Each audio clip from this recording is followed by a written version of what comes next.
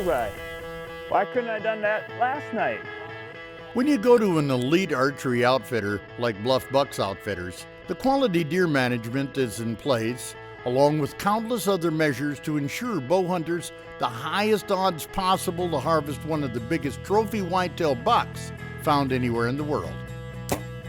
As part of QDM, strict harvest rules are in place to make certain that only the biggest bucks in the herd are harvested. Moreover, the scenic Mississippi River Delta region in west central Wisconsin is another giant reason why this area's whitetail bucks have the ability to grow to such mammoth proportions. Well, how the Bluff area or southwestern Wisconsin became the mecca for big deer that it is today is really a two-part story, and it's a long one. The first part is nature, and it's a landscape that's formed out of flat-lying sedimentary rocks lying one atop another. So the landscape today has got flat surfaces that are dissected or cut by deep, narrow valleys.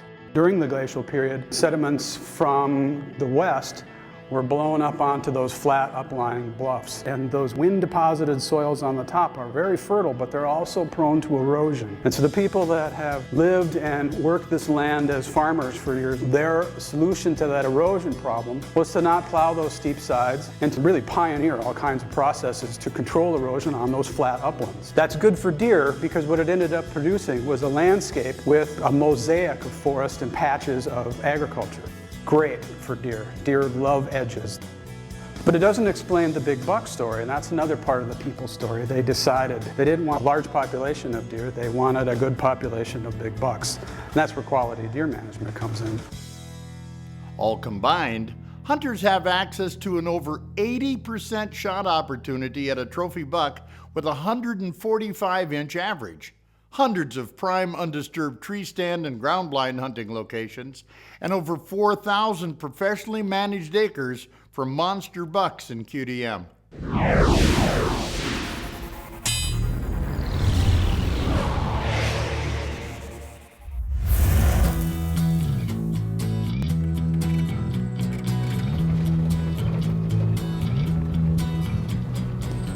Well, I'm back at Bluff Buck Outfitters in Buffalo County, Wisconsin, home of some really big whitetail. And I think today is September 27th. So we're early by a lot of standards, but hopefully the bucks are still hanging and somewhat together and coming into food plots and so forth. That's why we came early. We'll see what happens. God willing, everything will work right tonight. They're really handy things to take along. You can see how far it is back over there. We started walking on the other side of the cornfield, and we're completely showered with scent killer gold. But just walking in here, we got sweated up, particularly my head. Because as I mentioned, it's like 83 today. Butch had me hunting an area where his scouting cameras had showed two very big bucks, 160 plus. I was bound and determined. I said, okay, baby, you're gonna hold out. You wanna kill one of Butch's big boys here. He's got them, and there's two of them here, and I was the only guy hunting that area.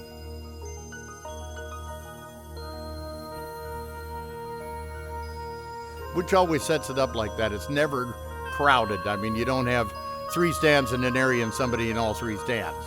I had 3 stands in the area, and I was the one using them at alternating times. I don't know if you can hear what's going on. It reminds me of the song by the Cascades called Listen to the Rhythm of the Falling Rain, because it's pouring out. So we're in the ground blind, but Butch makes these blinds that look like hay bales. Pretty slick. And it seemed like every stand we sat in, there would be deer moving. Oh, there's another deer over there, and that's what he's watching. If I was in a different situation, sure, I'd shoot him. Would you?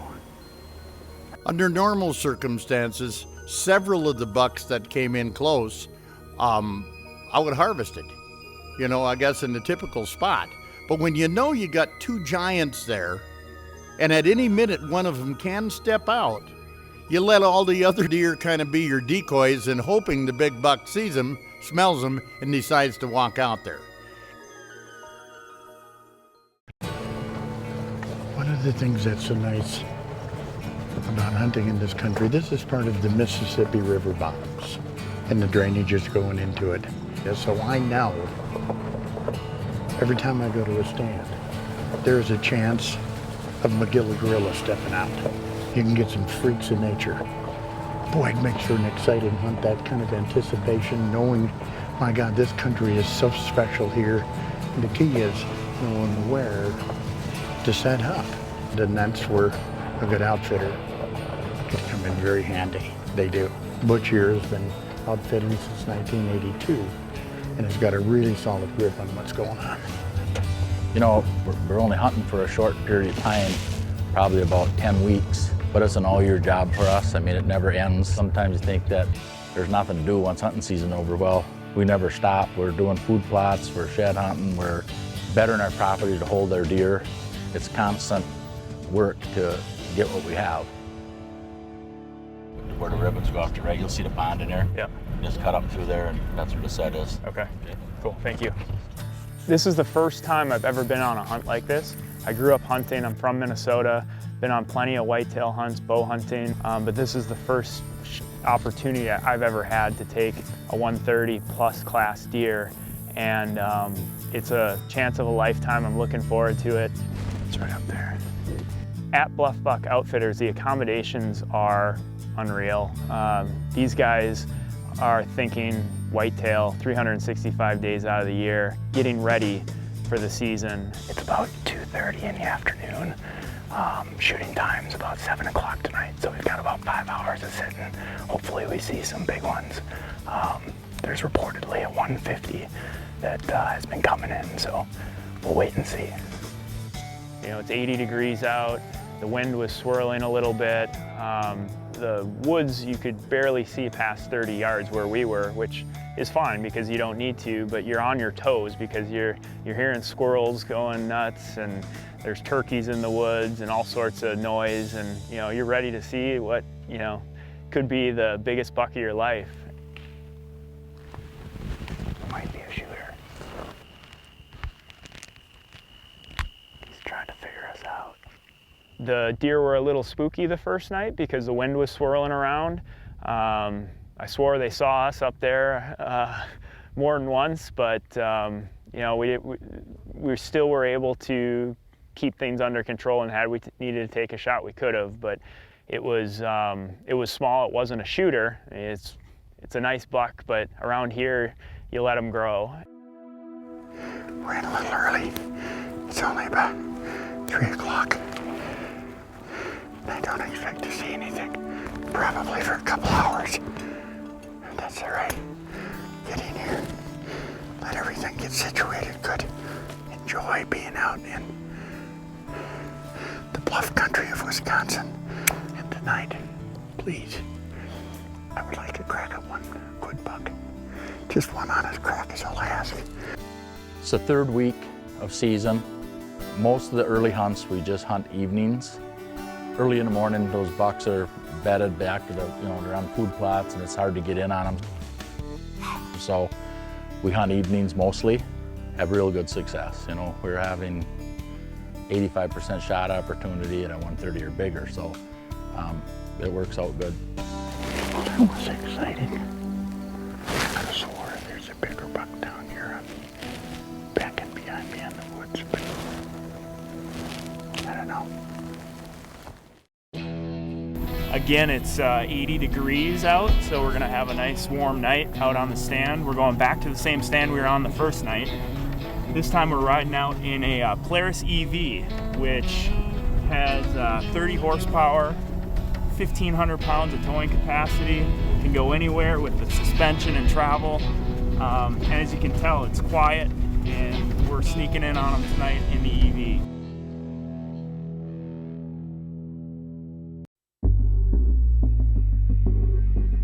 Continuing now at Bluff Bucks Outfitters near Alma, Wisconsin, as I have, Charlie's been patient and waiting for an opportunity to release on a trophy for 3 days now. However, his luck is about to change. The wind was working for us a little bit better. It was a lot calmer and a lot quieter in the woods. There were still squirrels running around and things were moving, but it was quiet. And we sat there for darn near 3 hours, and it was about 6:30 when we saw the first buck. All right, there's a buck up there. He's a shooter. He's feeding right now. He's working his way down this hill. I'm not sure which way he's gonna come in, but it's probably gonna be right along this ridge line right here. I was trying to figure out which direction it was going to come in. He's taking his time. He's up there just eating and walking slowly, putting his head down. He looks pretty relaxed. Next thing you know, there's a doe and the fawn from day one back in the watering hole. So I've got a buck coming in from behind. I've got 2 deer in front. I'm trying not to make any noise, making sure that we don't screw this thing up. Here he comes. He's working his way right down towards me. So I'm watching the 10-point buck come in on the side hill. It's to my right, and he's feeding, gradually making his way in. I wasn't quite sure where he was gonna come, but he was making his way up to the right. And as that was happening, to the left, coming downwind, came an 8-point buck. Looks like the 8-pointer from last night. I think it was the same buck from the night before. It wasn't a shooter, but now we have 4 deer that are working around the area, and I'm trying to get in position to take the 10-point as it comes around. It was pretty relaxed by the time it got into where I could have possibly taken a shot. But I wanted it to get down into the clear opening by the watering hole. It was an intense feeling knowing that he was on his way and I didn't want to get busted. The wind worked in our favor. Never knew that we were there. He was relaxed the entire way. It just took a while.